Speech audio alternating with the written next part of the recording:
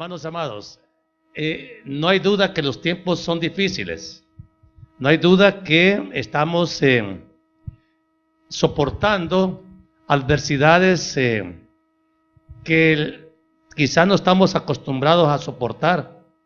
Pero hermanos, es necesario que comprendamos, entendamos que el tiempo de Dios está muy cerca. Dios está a punto de hacer aquí en esa tierra algo glorioso conforme Él lo ha prometido. Hermanos, esta tarde con la ayuda del Señor quiero que meditemos en el tema la restauración de Israel. ¿Cuál es el tema? La restauración de Israel. Hermanos, Israel es importantísimo que nosotros lo conozcamos como pueblo, como nación, ¿sí?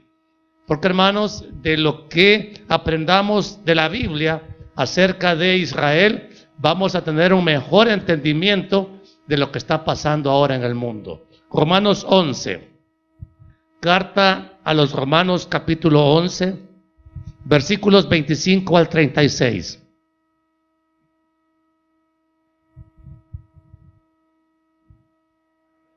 Romanos 11. Dice la Biblia. ¿Cuál es el título que tiene la porción? La restauración de Israel. Así dice la Biblia. Oiga bien, pongan atención. Hablando Pablo a los romanos. Porque no quiero, hermanos, que ignoréis este misterio, para que no seáis arrogantes en cuanto a vosotros mismos, que ha acontecido a Israel endurecimiento en parte, hasta que haya entrado la plenitud de los gentiles, y luego todo Israel será salvo. Como está escrito, vendrá de Sión el libertador, que apartará de Jacob la impiedad, y este será mi pacto con ellos cuando yo quite sus pecados. Así que, en cuanto al evangelio, son enemigos por causa de vosotros, pero en cuanto a la elección, son amados por causa de los padres, porque irrevocables son los dones y el llamamiento de Dios. Pues como vosotros también en otro tiempo erais desobedientes a Dios, pero ahora habéis alcanzado misericordia por la desobediencia de ellos, así también estos ahora han sido desobedientes, para que por la misericordia concedida a vosotros, ellos también alcancen misericordia, porque Dios sujetó a todos en desobediencia, ¿para qué? Para tener misericordia de todos. ¡Wow! Oh profundidad de las riquezas, de la sabiduría y de la ciencia de Dios. Cuán insondables son sus juicios e inescrutables sus caminos. Porque ¿quién entendió la mente del Señor? ¿O quién fue su consejero? ¿O quién le dio a él primero para que le fuese recompensado? Porque de él y por él y para él son todas las cosas. A él sea la gloria por los siglos. Amén. Lindo, ¿verdad? Pueden tomar asiento, amados hermanos. Miren, amados, yo les ruego que tratemos de entender lo que vamos a explicar esta tarde, porque necesitamos mostrar a la iglesia el cumplimiento del anuncio de la restauración de Israel luego de siglos de dispersión, o la famosa diáspora judía, que históricamente pues así se ha conocido este fenómeno de la dispersión de Israel como pueblo. Hermanos, quizás esto tómenlo como una clase, pero con su Biblia en mano, porque dentro de pocos días, concretamente el 14 de mayo, se están cumpliendo 70 años de la Constitución de Israel como Estado reconocido por todos los pueblos del mundo. Esta es una pauta histórica.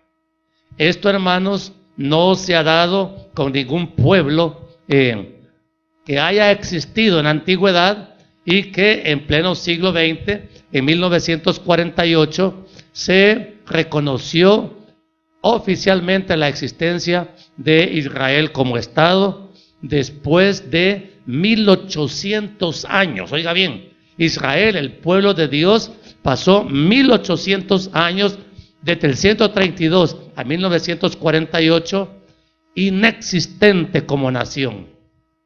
Ya le voy a explicar cómo fue que borraron a Israel del mapa.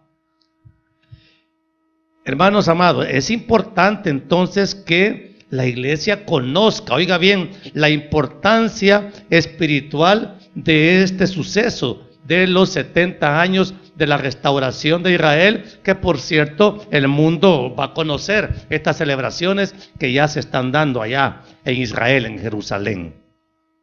Entonces, amados, miren, Israel es por decreto divino. Esto no es invento de hombres. Israel es el pueblo de Dios. ¿Y dónde dice eso? Génesis 12, 2 y 3. Dice la Biblia así: cuando Dios llamó a Abraham, lo llamó con estas palabras. Lo tiene Génesis 12, 2. Y haré de ti una nación grande, y te bendeciré, y engrandeceré tu nombre, y será bendición.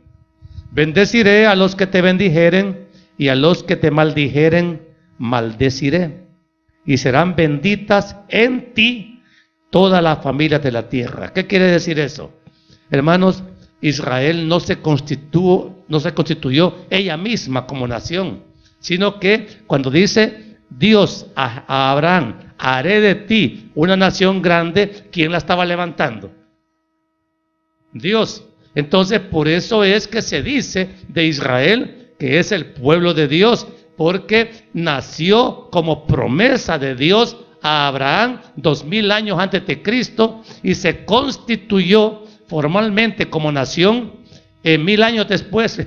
Las promesas de Dios a veces tardan, ¿no? Pero 1000 años después, cuando David conquistó Jerusalén y la tomó por ciudad propia para los judíos y estableció ahí la capital del reino.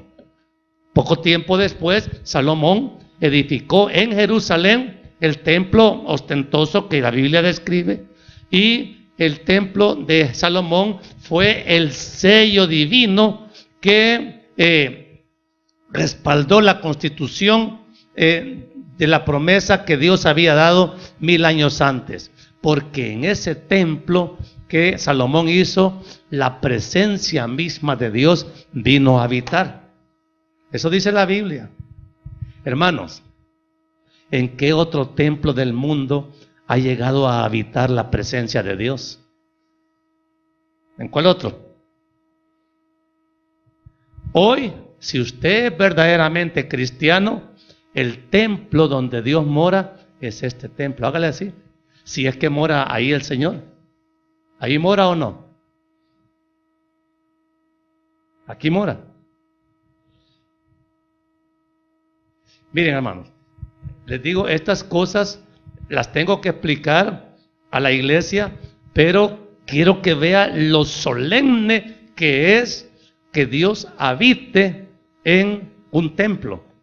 Porque el templo de Jerusalén, mientras la presencia de Dios habitó en él, que eso fue de que lo construyó Salomón hasta que la gloria de Dios salió. Ya cuando Israel iba a salir en cautividad, la gloria de Dios abandonó el templo. Porque si hubiera estado la gloria de Dios en el templo, cuando llegó Nabucodonosor a conquistarlo, hermanos, ahí todos hubieran salido fulminados. Pero antes de que eso se diera, Dios quitó su presencia de ese lugar. Y cuando quita Dios la presencia de un lugar, aunque sea de oro y piedras preciosas, el lugar simplemente se vuelve inmundo. ¿Entiende lo que estoy diciendo? Entonces Israel ha tenido por decreto divino la gracia, la gloria de Dios habitando en el templo de Jerusalén.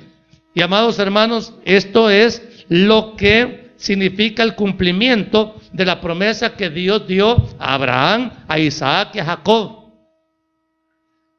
No fue en otro país, no fue en otro pueblo, no fue en otra etnia, fue a los hebreos en Jerusalén. Y entonces, hermanos, al mundo le cuesta entender esto.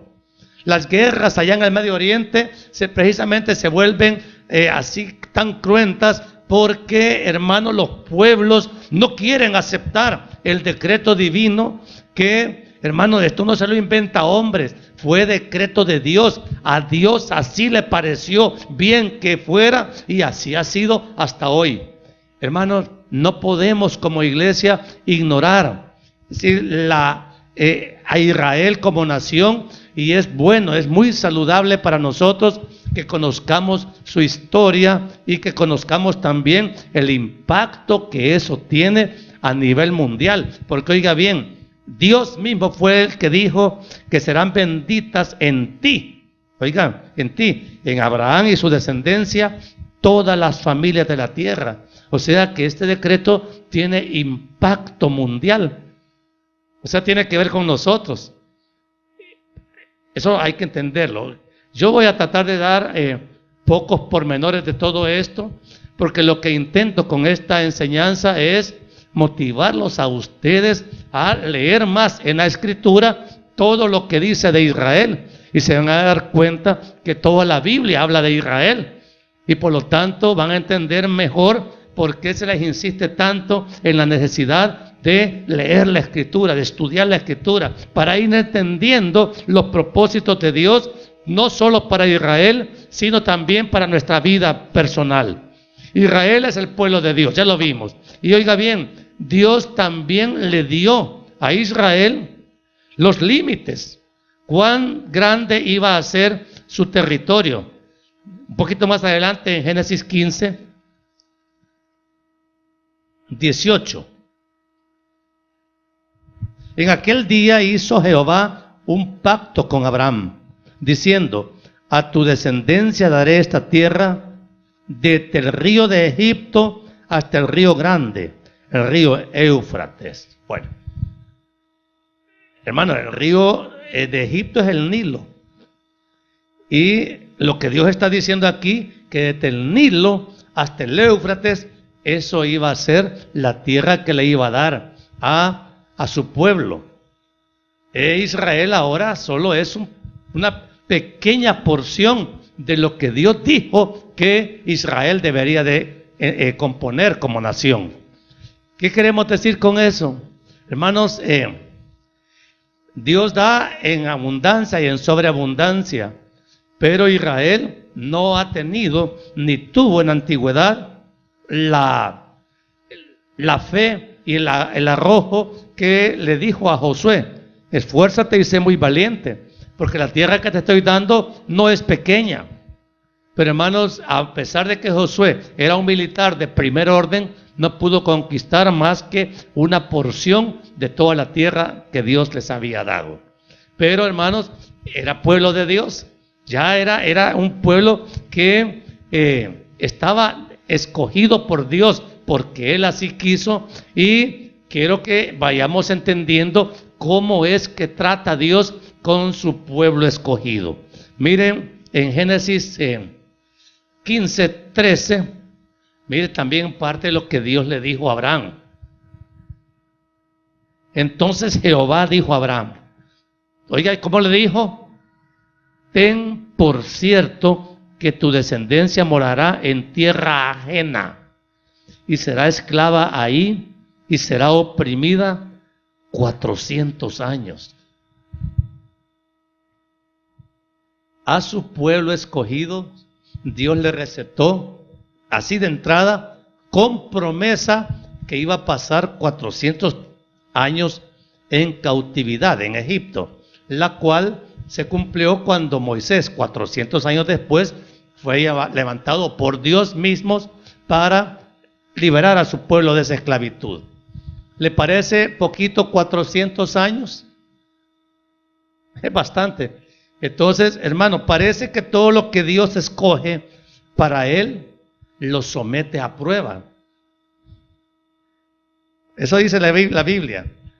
Oiga bien, de los 2000 años de historia de Israel en el Antiguo Testamento, 500 años fueron en cautividad. Los 400 de Egipto, más los 70 que estuvo en Babilonia, algunos dicen que fueron 430 en Egipto, suman 500 años.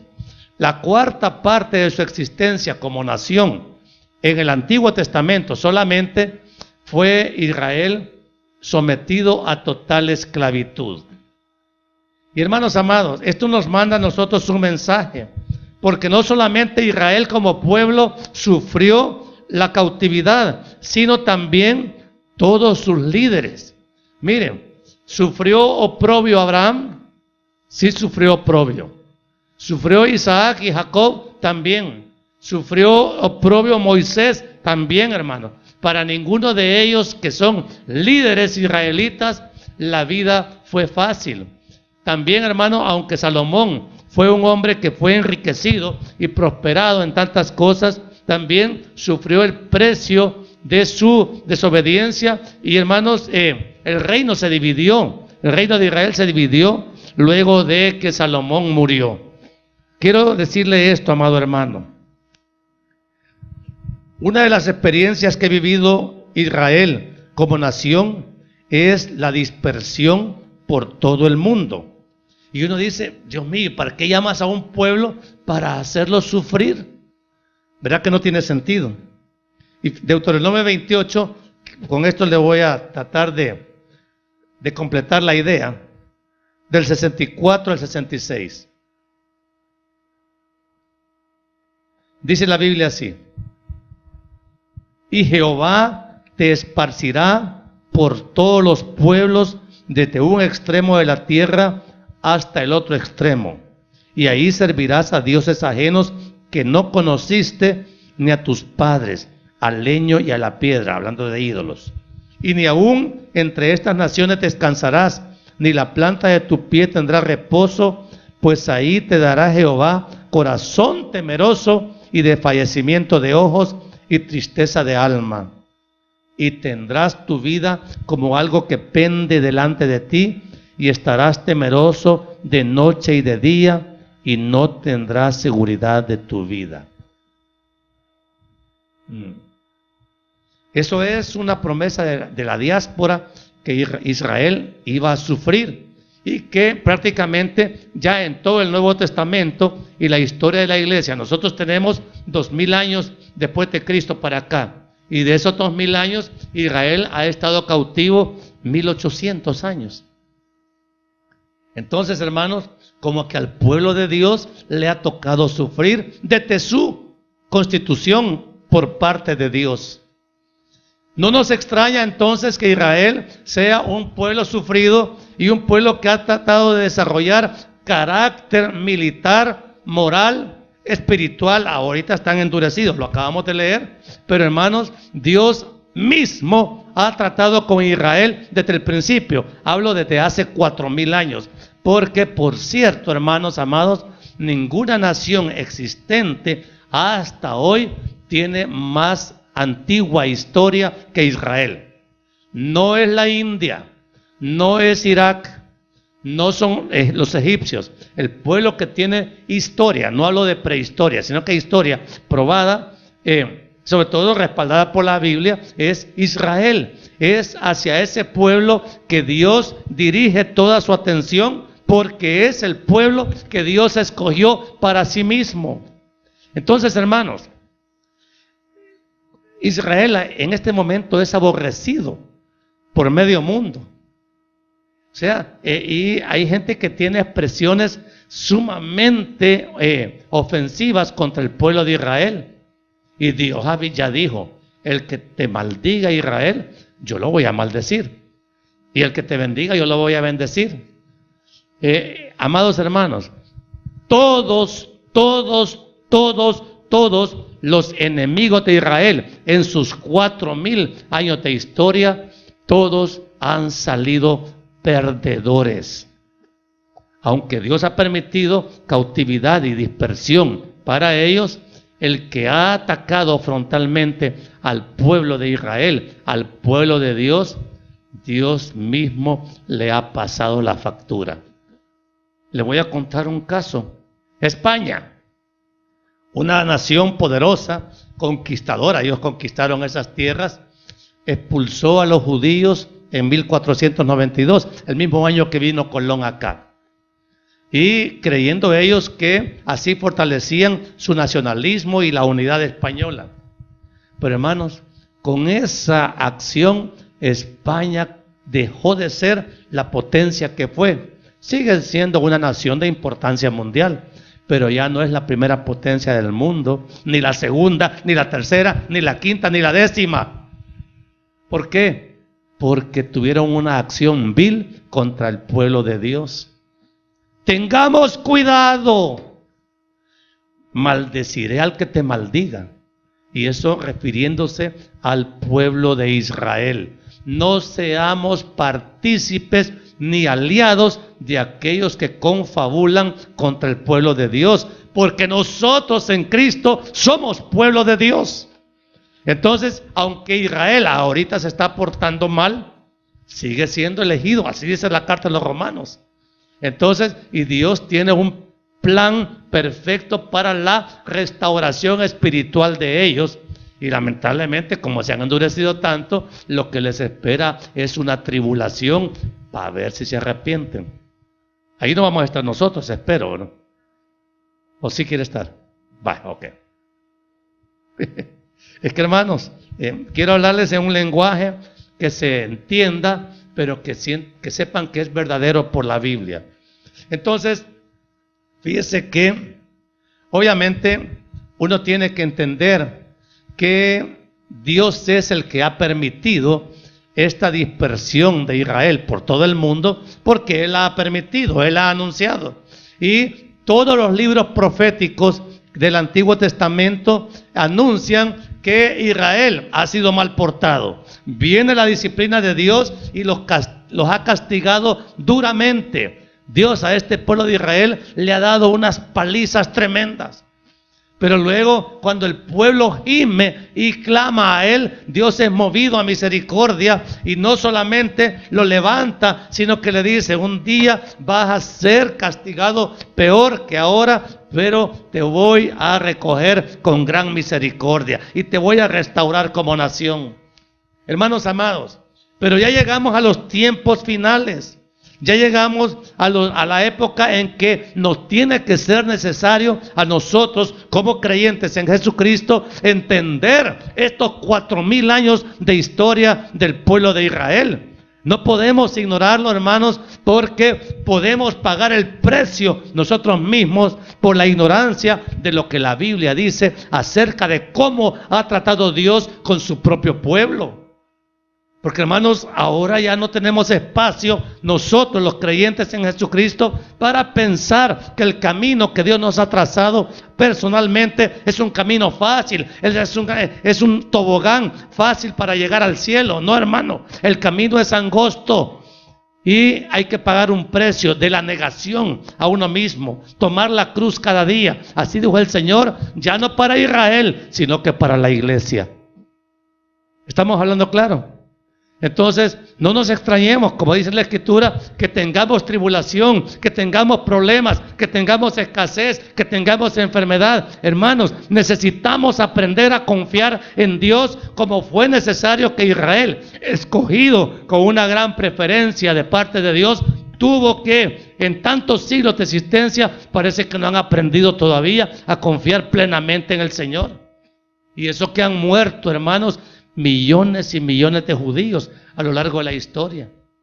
¿Será duro ese pueblo? No es como nosotros, ¿verdad? Y nosotros somos duros. Hermanos, ¿por qué es necesario que hagamos nosotros estas reflexiones? Y hermanos amados, tenemos que estudiar. Dios ha tratado con su propio pueblo, con Israel, de esta manera. ¿Cómo comenzó la dispersión judía? Miren,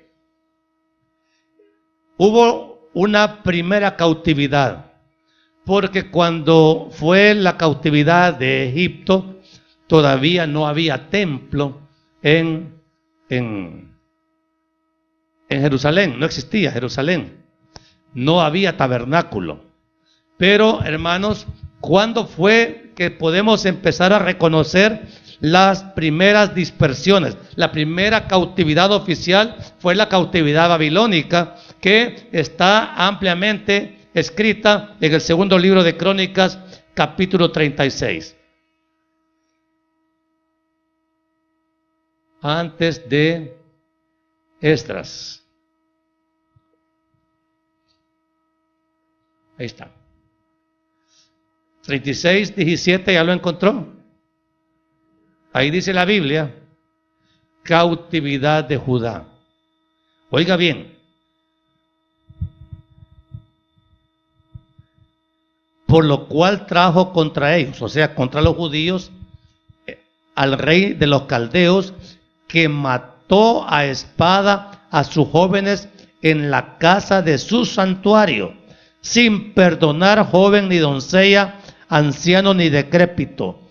Todo los entregó en sus manos, asimismo todos los utensilios de la casa de Dios, grandes y chicos, los tesoros de la casa de Jehová y los tesoros de la casa del rey y de sus príncipes, todo lo llevó a Babilonia. Bien, en este momento ya había, el templo de Jerusalén estaba totalmente entero, pero la presencia de Dios ya lo había abandonado. Entonces, cuando vino Nabucodonosor, lo que hizo fue desarmar el templo, robarse todo el oro y los utensilios de oro que Salomón había hecho, y amados hermanos, y tomó a los judíos y los llevó a Babilonia. 2000 kilómetros al norte de Jerusalén está Babilonia, y se los llevó caminando. ¿Habrán muerto judíos en el camino?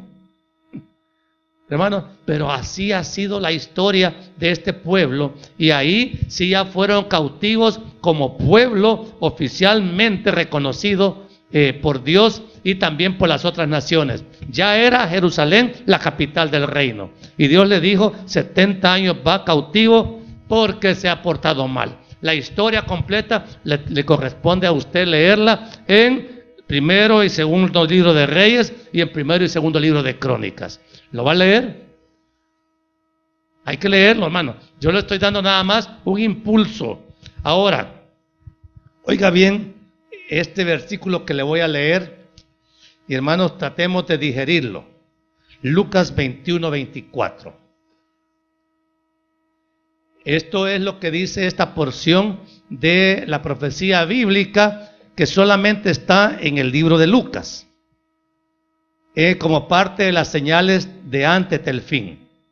Lucas 21, 24 dice, y Lucas 21, 24, y caerán a filo de espada, y serán llevados cautivos a todas las naciones, y Jerusalén será hollada por los gentiles.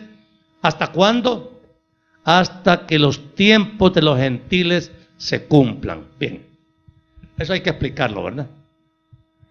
Hermanos, y usted ore para entender estos versículos, porque estas son palabras salidas de la boca del Señor. O sea, esto no me lo estoy inventando yo, ahí está escrito, ¿verdad? Entonces, serán llevados cautivos a todas las naciones. Esta ya no es la profecía del Antiguo Testamento. Esto es un anuncio que Jesús mismo está dando para el pueblo judío, ¿sí? Entonces, oiga bien, la dispersión y retorno de los judíos a su tierra fue profetizada completamente por el Señor Jesús. Serán llevados cautivos a todas las naciones, y varias veces, oiga bien, Jerusalén estuvo rodeada de ejércitos, según el mismo versículo Lucas 21, 20. Pero cuando viereis a Jerusalén rodeada de ejércitos, ¿qué dice? Sabed entonces que su destrucción ha llegado. Bien, estas palabras las dijo el Señor en el año 33, un día antes de morir, un par de días antes de morir. La destrucción completa de Jerusalén se dio en el año 70, casi 40 años después. Él dijo, de ese templo no va a quedar piedra sobre piedra. ¿De cuál templo? El templo de Jerusalén, donde por supuesto nunca habitó la presencia de Dios, porque ese fue un templo construido prácticamente para gloria de Herodes y no para gloria del Señor. Sin embargo, el Señor dijo, esto se va a terminar, y como el Señor dijo, así sucedió, año 70. Pero aquí, amados, tenemos que entender también que hay una futura destrucción de Jerusalén ya en los tiempos de la tribulación. Eso va a ser horrible, hermano, pero eso es otro tema, por cierto, sino que lo que le quiero enseñar con esta restauración de Israel es que este hecho está marcando una pauta decisiva para que entendamos que la venida del Señor está cerca. Hace 100 años, hermanos, Israel no existía como Estado. Hace 500 años menos. O sea, no podían entonces esperar que ese cumplimiento se diera luz, porque ni siquiera existía el pueblo de Israel, la nación de Israel como existe hoy, ni tampoco se reconocía a Jerusalén como su capital. Entonces, hermanos, sin embargo, aunque no había una existencia política del reino de Israel, siempre Jerusalén, oiga bien, Jerusalén siempre fue un botín para todas las naciones. Siempre Jerusalén tenía algo místico. Para el que no conoce a Dios, la figura de Jerusalén es algo místico. No sé qué valor tiene, dirían los paganos, pero nos conviene tomarla. Los musulmanes la poseyeron a Jerusalén por muchos siglos. Y hermanos, por eso es que están en guerra ahorita, porque el musulmán árabe todavía piensa que Jerusalén es de ellos. Claro, si la casa estuvo vacía 18 siglos, entonces, hermano, deje aquí en San Vicente una casa solita una semana, a las 2 semanas ya está alguien viviendo ahí. Es porque eso es así. Y a un país, a un pueblo, le quitan su territorio, vienen otros pueblos a tomar posesión de él, y los romanos, que fueron los que anularon totalmente la existencia de Jerusalén y de Judea, entonces le prohibieron a los judíos vivir en su territorio y los obligaron a buscar lugar donde vivir, porque podían vivir en cualquier lugar menos donde ellos pertenecían. Eso es lo que se conoce como la diáspora de los judíos. Fueron los romanos los que los expulsaron de ahí, porque eran rebeldes. Miren, y no fueron rebeldes. En los evangelios se mencionan los judíos rebeldes contra los romanos, y los romanos los soportaban y todo, porque mientras fueran tributarios no había problema. Pero todo eso tiene historia grande por detrás. Había una rebelión de los celotes, se llama así, esa secta, esa organización que era abiertamente opuesta contra los romanos, pero los romanos eran una potencia militar inmensa que ningún judío tenía la capacidad de vencer. Entonces, cuando los romanos dijeron, estos judíos que molestan, vino el emperador Adriano en el año 132, cuando fue la famosa rebelión de Bar Coquebas, y le dijo, destruyan Jerusalén, maten a todos los judíos, y los vivos que queden, ya no quiero ni un judío viviendo ahí. Y tenían la capacidad militar para hacer eso. Y hermanos, pero eso no fue por decreto de un emperador romano, fue porque el Señor Jesucristo de su propia boca había dicho que iban a ser esparcidos por todo el mundo. Entonces los judíos se fueron a vivir a todos los lugares del mundo conocido, a toda África del Norte, a todo el oriente del mundo, a la India. Algunos dicen que llegaron hasta la China, y lo que es Europa, Rusia, se pobló enormemente de judíos en todos estos años y siglos que ellos estuvieron errantes. Hermanos amados, fíjense bien.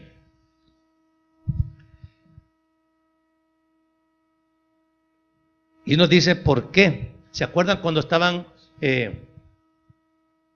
pidiendo suelten a Jesús o suelten a Barrabás? ¿Qué dijeron los judíos?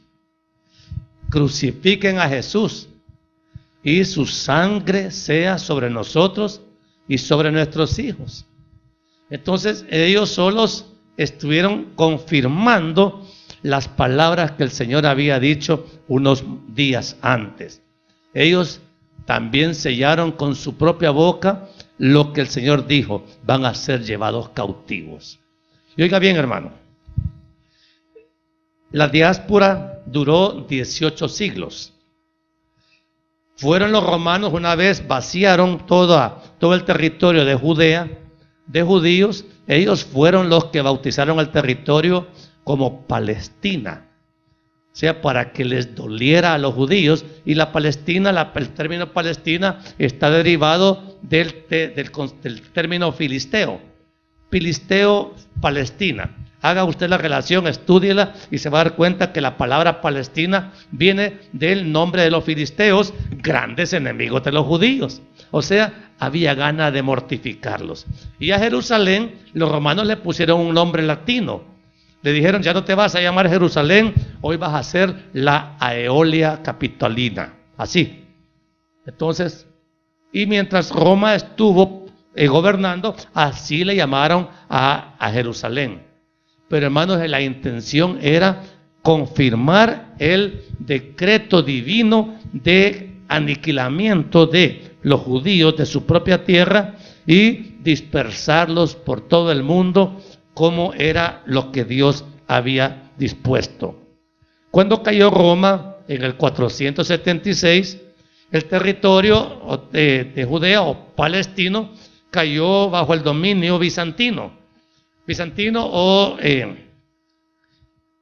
Bueno, todo esto se lo voy a explicar así rápidamente, porque Bizancio era la ciudad donde se estableció después la capital del Imperio Romano Oriental, cuya sede se llamó Constantinopla. De ahí de Constantinopla había ya una potencia militar que tomó posesión de esa tierra. Pero rápidamente los árabes musulmanes, los de Mahoma, cayeron encima. Jerusalén fue tomada por los musulmanes muy temprano en la historia del Islam. Y Jerusalén, la ciudad de Dios, vino a ser una ciudad musulmana. Se da cuenta que Dios no miente cuando dice así va a ser. Y yo creo que ha sido más años musulmana que cristiana. Y fue la ciudad donde murió Cristo, para vergüenza del cristianismo. Porque nosotros no queremos ser obedientes a las leyes de Dios y queremos que Dios pase por alto nuestras transgresiones, porque, hermanos, Dios ha dispuesto ahora en el nuevo pacto, en la sangre de Cristo, hermanos, que nosotros creemos en Jesucristo y Él nos da salvación. Y el testimonio de salvación es el amor que nos tenemos unos con otros y, por supuesto, la obediencia que nos caracteriza a los cristianos a la palabra. Entonces, si nosotros estamos en esa categoría, probablemente, hermanos amados, no estemos bajo amenaza de que el Señor se moleste con nosotros, porque estamos obedeciendo, ¿verdad? Le obedecemos al Señor. ¿No está enojado el Señor con usted? Eso uno tiene que examinarlo, porque en esto, hermano, no se vale darse uno mismo el like. Ese like lo tiene que poner el Señor. Y uno, hermano, tiene que ser humilde. Si nos estamos de verdad desviando, corregir.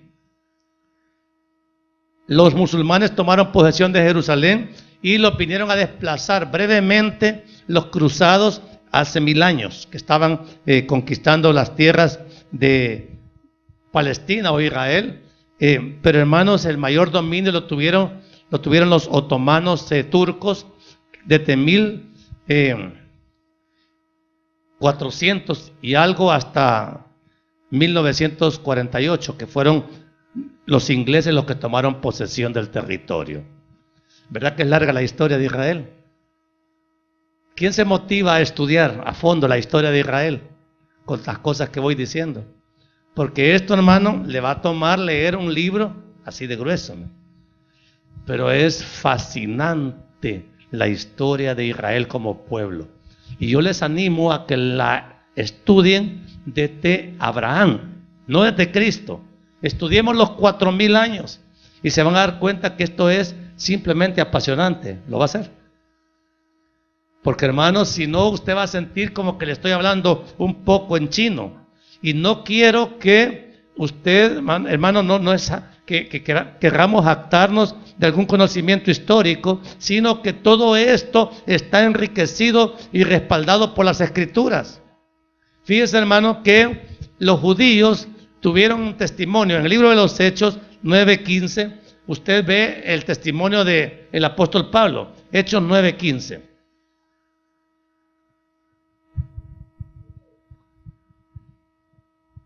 El Señor le dijo: ve, porque instrumento escogido me es este para llevar mi nombre en presencia de los gentiles y de reyes y de los hijos de Israel. Y dice el 16: porque yo le mostraré cuánto le es necesario padecer por mi nombre. Hermano, el llamamiento implica padecimiento. ¿Entiende usted eso? Entonces, hermanos amados, Pablo fue un hombre que sufrió todos los efectos y consecuencias del llamamiento que Dios le había hecho. ¿Y quiénes fueron los primeros, los mayores los que más persiguieron a Pablo? Fueron los mismos judíos, el pueblo al que él pertenecía, porque Pablo era un judío. Y hermanos, cuando él empezó a predicar el evangelio de Jesucristo, él tuvo una fuerte oposición. ¿A cuánto lugar Pablo llegaba a predicar el evangelio? Miren, los que se oponían no eran los de otros pueblos, sino que eran los propios judaizantes. Y usted lee el libro de los Hechos y va a ver abundantes citas de cuánto los judíos se opusieron a Pablo también. O sea que no solo fueron opositores al propio Señor Jesucristo, que se acuerda que el Evangelio de Juan dice: a los suyos vino y los suyos no le recibieron.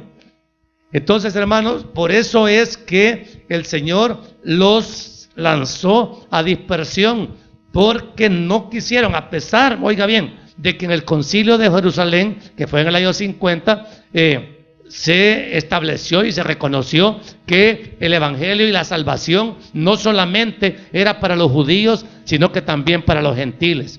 Miren, este es otro tema que quisiera que estudiáramos: judíos y gentiles, el tiempo de los judíos y el tiempo de los gentiles. Ahorita estamos ya a la colita del fin del tiempo de los gentiles, porque hermanos, los gentiles, o sea, nosotros, porque nosotros no somos judíos. ¿O es judía usted? No, vaya. Entonces, ¿y usted? Tampoco. Amados hermanos, los gentiles somos nosotros, los que no somos judíos. Y el evangelio y la salvación ha sido dada a nosotros también por la gracia de Dios, por medio de la fe. Pero es, como acabamos de leer, porque los judíos fueron endurecidos para rechazar el evangelio de Cristo. Y como por eso Dios levantó al apóstol Pablo para los gentiles, para que en vista de que los judíos simplemente no querían porque estaban endurecidos, entonces dijo Dios: no hay problema, levantemos el evangelio para que sea universal, planetario. El evangelio, la salvación es para todo aquel que cree, y ya ahora no hay acepción de personas, ni judíos ni gentiles. El evangelio es para todos. El asunto es que no todos creen, pero el que cree, hermano, ese tiene vida eterna. Eso es lo que dice Juan 3:16. Me voy dando a entender, ¿de verdad? Vale. Entonces, oiga bien, el evangelio de los gentiles, Pablo levantado específicamente para ese fin. Y tenemos que ir entendiendo, hermanos, que el tema que Romanos está hablando, en Romanos 11:25, dice: porque no quiero, hermanos, que ignoréis este misterio. Oiga bien, esto era un misterio, para que no seáis arrogantes en cuanto a vosotros mismos, que ha acontecido a Israel endurecimiento en parte hasta que haya entrado la plenitud de los gentiles. Mire, hermano, este es un versículo que son de aquellos retos de interpretación que unas partes de la Biblia pues le demandan, pero significa esto que creer, que tenemos que creer con humildad esta revelación, o sea, para que no sean arrogantes. O sea, ya los judíos no valen, no es que no valgan, sí, y nosotros sí. Eso no nos tiene que provocar soberbia, sino que tenemos que ser humildes, porque hermanos, ¿se acuerda que Dios endureció el corazón de Faraón? Dios puede endurecer un corazón y también lo puede volver sensible. ¿Y cuál es la revelación? Que ha acontecido a Israel endurecimiento, pero ese endurecimiento no es para siempre, ¿ok? Sino hasta que haya entrado la plenitud de los gentiles. Hermano, ¿y eso qué quiere decir, la plenitud de los gentiles? Le voy a explicar cómo lo entendemos nosotros. La plenitud de los gentiles es la totalidad de los gentiles a los que el Señor les va a conceder salvación. Una vez esté completa esa cantidad de gentiles, entonces, hermanos, va a venir el arrebatamiento. Y cuando venga el arrebatamiento, entonces terminó ahí el tiempo de los gentiles. Ya entonces van a comenzar los tratos del Señor específicamente con Israel, con los judíos. Va a tener 7 años el Señor de trato riguroso con Israel para que se cumpla lo que dice aquí, y luego todo Israel será salvo, pero será salvo porque va a creer en Cristo. No puede haber salvación si no se cree en Jesucristo. Entonces, ahorita son contaditos los judíos que creen en Jesucristo, y hasta han formado un grupo denominacional que se dicen judíos mesiánicos. Vaya, está bien. Yo realmente prefiero el término bíblico, que es: soy creyente en Jesucristo. Sea judío, gentil, chino, negro, lo que quiera. Lo importante es creer en Jesucristo, haber nacido de nuevo, y vamos a ser salvos. Pero aquí, hermanos, el endurecimiento de Israel va a terminar cuando termine la plenitud de los gentiles. ¿Se entiende eso, hermano? ¿Le expliqué con alguna claridad o tiene dudas? Porque son conceptos que reclaman entenderse bien. Lo que le acabo de leer en Lucas 21, 24, dijo las palabras del Señor Jesucristo, que Jerusalén será hollada, o sea, pisoteada por los gentiles, hasta que los tiempos de los gentiles se cumplan. Está amarrado este versículo de las palabras del Señor Jesús con lo que Pablo dice a los romanos acerca del futuro de Israel. Esto mejor vamos a dar unas clases para explicarlo, ¿verdad? Bueno, ya le dimos la comisión a una persona que lo organice y no me hizo caso. Bueno, está bien. Porque, hermano, esto es lindo de entender, es lindo de explicar, pero, hermano, al final todo esto que le estoy explicando nos tiene que alentar a vivir una vida espiritualmente recta, ahora que ya tenemos más claro todavía la inminencia del retorno del Señor. Porque todo esto, ¿para qué se lo estoy explicando? Para que usted entienda por la palabra que Israel, como reloj de Dios para anunciar el cumplimiento de los tiempos, nos está señalando que los tiempos de los gentiles prácticamente ya están cumplidos. Y hermanos, ¿qué queda después? Bye bye. El que se quiera quedar, que se quede. El que quiera seguir viviendo en la carne, que viva. Pero los que queremos vivir en el Espíritu, los que queremos estar listos para irnos, tenemos que tomar muy en serio esta alerta. Dios no está jugando. Y hermano, mire, le voy a decir una cosa, no sé por qué estamos ahorita insistiendo en este preparativo para la venida del Señor. Le voy a dar un elemento más. Mateo 24, 32.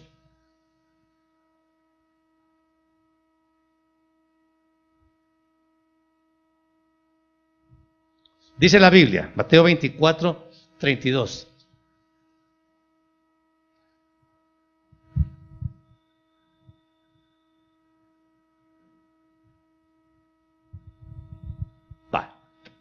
de la higuera aprended la parábola. Cuando ya su rama está tierna y brotan las hojas, sabéis que el verano está cerca.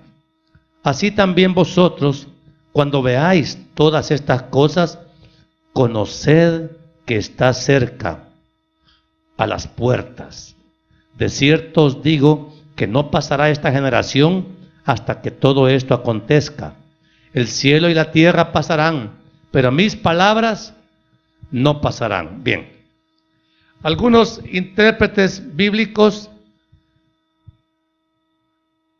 reconocen en esta parábola como un anuncio de que inmediatamente después que Israel sea restaurado, los que estaban vivos cuando fue la restauración de Israel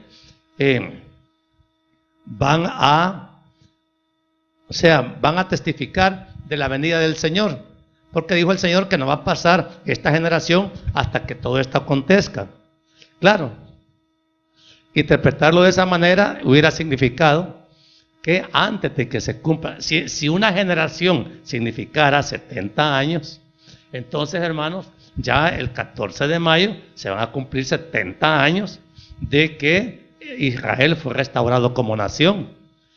Y entonces el Señor tendría que venir antes de que esa fecha llegara. Pero mire, en este asunto no tiene que ser uno especulativo, porque la venida del Señor no tiene que ver con los años que nosotros calculemos. En realidad, hermanos, a mí me parece que es hasta pecado querer dar en el clavo con la venida del Señor, aunque estemos ocupando argumento bíblico. Porque ahora, como se ve que no viene el Señor todavía, entonces ya se inventaron otra. No, los 70 años no se cuentan desde 1948, sino que los vamos a contar desde 1967, que fue cuando Israel conquistó toda la ciudad de Jerusalén. Y, o sea, la parte que le tocaba a los palestinos, Israel ya tomó posesión de ella. Y esa es la gran causa de guerra hasta hoy. Y dicen, no, los vamos a contar desde el 67. Entonces todavía faltan algunos años para que venga el Señor. Mire, el Señor puede venir tan pronto como hoy. Y puede tardar el tiempo que Él quiera. A Dios nadie lo manda. Él va a venir cuando Él dice. Pero hermanos, lo que yo quiero presentarles a Israel como señal profética bíblica, hermanos, para que no estemos nosotros pensando que Dios va a pasar por alto lo que Él mismo ha prometido. Personalmente, hermanos, sí, les confieso, yo creía que, bueno, hace 25 años que me convertí, pensaba que lo más que iba a tardar el Señor en venir era el 2018. Faltan 2 semanas, hermano. ¿Viene o no viene? Entonces, pero hermano, pero eso no se puede realmente argumentar bíblicamente, porque esto empezó cuando algunos intérpretes dijeron, no, una generación dura 40 años. Entonces, no, 48 más 40, 88. No fue el 88. Entonces, que sean 50, el 98, no. 60, 2008. 70, 2018. Ya una generación de 80 años no existe, hermanos. Entonces, podríamos decir, ¿será que interpretamos mal la Biblia y nos quisimos inventar una fecha posible? Personalmente, después de todo, porque en esto, hermanos, hay pleitos y hay discusiones acerca de qué quiere decir el Señor. Yo prefiero a la iglesia no estarla atestando de fechas probables, porque ese no es el llamado que tenemos. Lo que yo quiero decirles es que hoy Israel existe ya como nación totalmente formada. 70 años, y hermanos, que Dios está con Israel, no hay ninguna duda. ¿O qué nación se ha levantado prácticamente de cero? Porque cuando Israel tomó posesión de su tierra en 1948, lo que le dieron es desierto. Y la población de judíos en ese año era mínima. Y oigan bien, al día siguiente que las Naciones Unidas le concedieron a Israel el reconocimiento de Estado, Israel, sin tener ejército, sin tener población mayor, fue atacada por todos los árabes, los pueblos árabes que habitan alrededor. Egipto, Líbano, Siria, lo atacaron. Y hermanos, ¿cómo es posible que no lo hayan podido vencer? Porque el propósito de estos pueblos árabes era, y sigue siendo, limpiar el territorio palestino de judíos. Lo acaba de decir hace poco un presidente de Irán: nuestra meta es echar a los judíos al mar Mediterráneo para que ya no existan. Pobrecito, hermano, no sé si no sabe lo que está diciendo o no calcula el costo de lo que está diciendo. Por aquí cerca hubo un presidente que maldijo a Israel y se murió a los pocos días. Es delicado. Con Israel no juguemos. Hermanos, esto no es que yo lo digo, las evidencias, hermanos, son abundantes. El tema de Israel, amados, es necesario estudiarlo mucho más, porque, amados, el tiempo de predicación es demasiado corto para que les pueda explicar a fondo los detalles históricos y bíblicos sobre la existencia de Israel como Estado.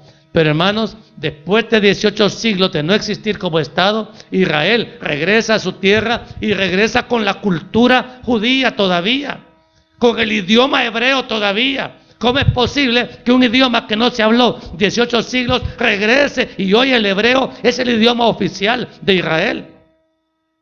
Una lengua viva.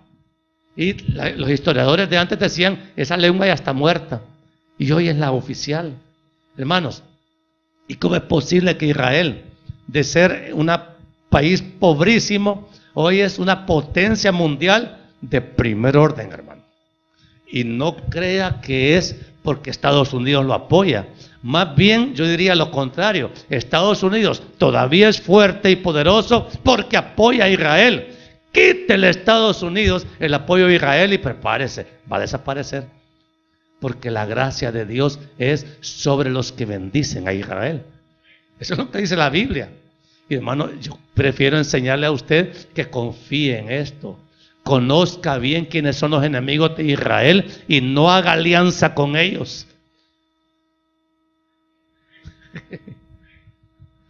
Ay, hermano, por esto me pueden matar, ¿sabía usted?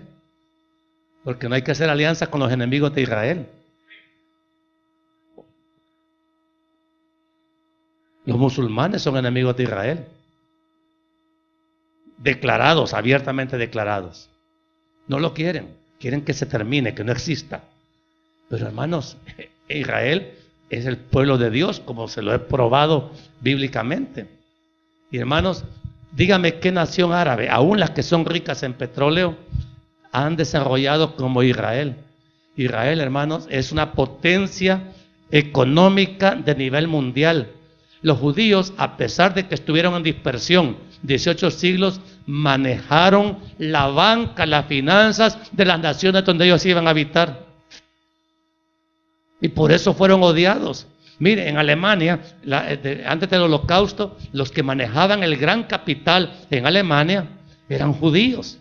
Y por eso es que el decreto de Hitler era exterminio a los judíos. Pero hermano, lo cierto es que todos los que los judíos tocan, prosperan. Y por eso es que son odiados por aquellos que no respetan la palabra de Dios. Los judíos, amados, han llegado a ser una potencia grande en todo nivel. Fíjese que los desiertos los han convertido ellos en tierras tan fértiles que ahora Israel es el proveedor de naranjas número 1 para Europa. Y antes eso era un desierto. ¿Será que Dios está con ellos? Cuente usted los premios Nobel. ¿Quiénes son los que mayormente lo han ganado? Judíos. judíos. Sí, hay otros que no son judíos que lo han ganado, pero la mayoría de premios Nobel los han ganado los judíos. Piense usted el poderío militar que tiene ahora Israel. Israel tiene 8 millones de habitantes ahora y está rodeado por más de 100 millones de habitantes alrededor.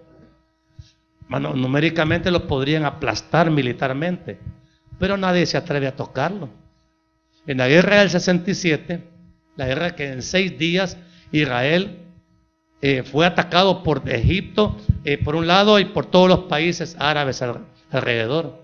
Y hermanos, las historias que se cuentan de esa guerra, de la cual Israel salió victorioso en gran manera, porque tomó posesión de las alturas de Golán, de la franja de Gaza, de toda la península de Sinaí, y dijeron, ¿cómo es posible?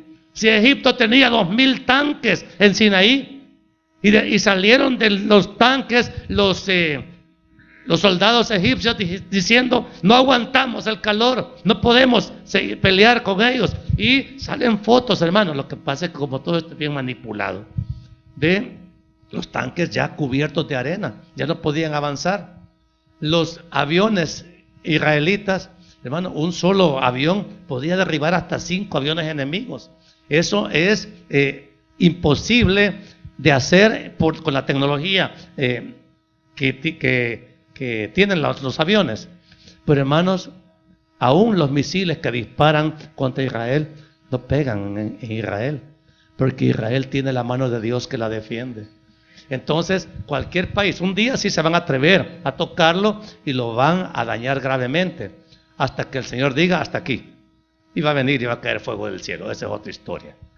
Pero Israel, hermanos, para mí para Dios es intocable. Y hermanos, y para nosotros también. Mejor lo bendecimos o nos peleamos con ellos. ¿Quién quiere pelear con Israel? ¿Quién quiere hacer alianza con los enemigos de Israel? Porque hermanos, ya está en acción un programa mundial de destrucción para Israel. Hermanos, mira, le voy a decir algo que es delicado de decir, pero el Islam está extendiendo sus tentáculos ya en toda Latinoamérica, y nuestro país no es la excepción. Entonces, hermanos, tengamos mucho cuidado de hacer alianzas con los enemigos de Israel. En San Salvador hay por lo menos 4 mezquitas, que yo sé que son mezquitas musulmanas. No sé si aquí en San Vicente hay, todavía no hay, pero va a haber, hermano. Y el espíritu que se maneja en esos lugares es odio a Israel. No seamos partícipes del odio a Israel, sino que veamos en Israel la oportunidad de reconocer la venida de Cristo. ¿Y Cristo a dónde cree que va a venir? ¿A Usulután? No, hermano, va a llegar allá, a Jerusalén. Es que, hermano, mire, la capital del mundo, si usted lo quiere ver así, es Jerusalén. No son esas mega ciudades, Nueva York, Shanghái y todas esas que tienen millones de gente. No, la capital del mundo se llama Jerusalén. Y hermanos, porque fue ahí el único lugar de la tierra donde Dios ha derramado su presencia, su gloria. Y lamentablemente por el pecado mismo de Israel fue que la gloria de Dios abandonó el templo. Y las consecuencias se vinieron. Y ahora en estos años de gracia, nosotros gentiles, imagínense nosotros que no somos nada de los judíos, somos amigos, sí, ok. Hermano, hemos recibido por la gracia de Dios al Espíritu Santo que ahora mora aquí en nosotros. Y el templo ya no está en Jerusalén, sino que está aquí. Hermano, y ahí habita la presencia de Dios. Y si habita aquí la presencia de Dios, no pisoteemos la presencia de Dios que habita en nosotros. Por eso es que instamos siempre a la iglesia a vivir en santidad, porque este templo se respeta, hermano. Si nosotros profanamos este templo, atengámonos a las consecuencias. Pero nuestro deber como cristianos, digo si somos cristianos de verdad, es honrar a Cristo, que es porque por Él vino la gracia. Hermanos, ahora nosotros tenemos salvación asegurada, porque por el Espíritu Santo somos capacitados para vencer el mal en nosotros. ¿Me voy dando a entender? Entonces, Israel nos sirve como reloj, hermano. Fíjese que el Espíritu Santo es el que nos tiene que guiar a esta verdad de entendimiento. Porque, hermanos, no podemos caminar más a ciegas. No podemos, no es sensato para la iglesia de Cristo desconocer la importancia que tiene la información que la Biblia nos da acerca de Israel. Tenemos que creer lo que está escrito. Y si no, vayamos en cuanto a Israel a lo fundamental. ¿Qué quiere? ¿Bendición o maldición? Ahora, hermano, la bendición no es solamente por una amistad. Yo soy amigo de Israel y a eso me convierte en bendecido. No, hermano, el verdadero amigo de Israel obedece a Dios, obedece a la palabra, vive honrando a Cristo y esperando con amor su próximo retorno. Porque, hermanos, de que estamos a las puertas, estamos a las puertas. La restauración de Israel es una señal clarísima de la cercanía del Señor. Y el tiempo de los gentiles, hermanos, la Biblia dice, ya está finalizando. Pronto veremos la restauración espiritual de Israel. Y luego todo Israel será salvo, porque Dios quitará el pecado de Israel. Así dice la Biblia. Entonces, hermanos, ¿qué señal más clara quiere usted ver para estar preparado como virgen prudente para cuando venga el esposo? Hermano, no sé en qué términos más hablarle, porque, hermanos, ya le he enseñado que la apostasía que hay hoy en la iglesia cristiana, la indiferencia a la santidad, la indiferencia a Dios, la falta de temor a Dios, es una señal que nos concierne a nosotros. Y además de esa señal está la restauración de Israel. Cristo viene pronto. Y, hermanos, mejor vivamos como Él dice. Esto no es juego, hermano. Esto o lo tomamos en serio o lo dejamos. Si usted lo deja, sepa a lo que va. Pero, hermanos, hoy vamos a tomar Santa Cena. Vamos a participar. Y, hermanos, uno de pastor se alegra, pero enormemente, cuando ve a su congregación participando de la Cena del Señor. Porque yo digo, estos quizás están preparados ya para que el Señor venga. No se me van a quedar. Eso es lo que uno dice, pero, hermanos, cada quien sabe cómo está viviendo. Si no está preparado, ni se acerque. O pasa la cena, por supuesto, no la toque. Porque, hermanos, ¿qué es lo que vamos a conmemorar? La muerte del Señor anunciáis hasta que Él venga, así dice. Entonces, ¿qué estamos conmemorando? La muerte de Cristo, la sangre de Cristo, el sacrificio de Cristo, por medio del cual, si creemos en Él, somos salvos. Es poca cosa. Esto es lo más glorioso que nosotros estamos conmemorando. Les ruego que no dejen de participar. Porque, hermanos, solamente aquel que sabe que no, entonces no lo haga. Pero la esperanza de un pastor en su iglesia es que el pueblo realmente participe de esta celebración. Porque también esto es un anuncio, un presagio ya de que el Señor viene. Así confirmamos nuestra fe y nuestra esperanza en la venida del Señor. Amén. Entonces, póngase de pie, hermanos, por favor, vamos a orar. No quise hacerlo al principio para no hacerlo religiosamente. Lo vamos a hacer ahora al final. Pero, hermanos, es necesario ya tomar en serio al Señor. Yo no quisiera que viniera ese día y que usted, por no tomar en serio al Señor, se quedara. Tanto tiempo que hablan de que viene el Señor y no viene, me voy a dar un gustazo. No, hermano, cuidado. Esto no es broma. Cierra sus ojos, vamos a orar y luego participamos de los elementos de la cena del Señor. Amado Dios y Padre bueno, le doy gracias. Gracias, mi Señor, porque, wow, qué fiel es usted.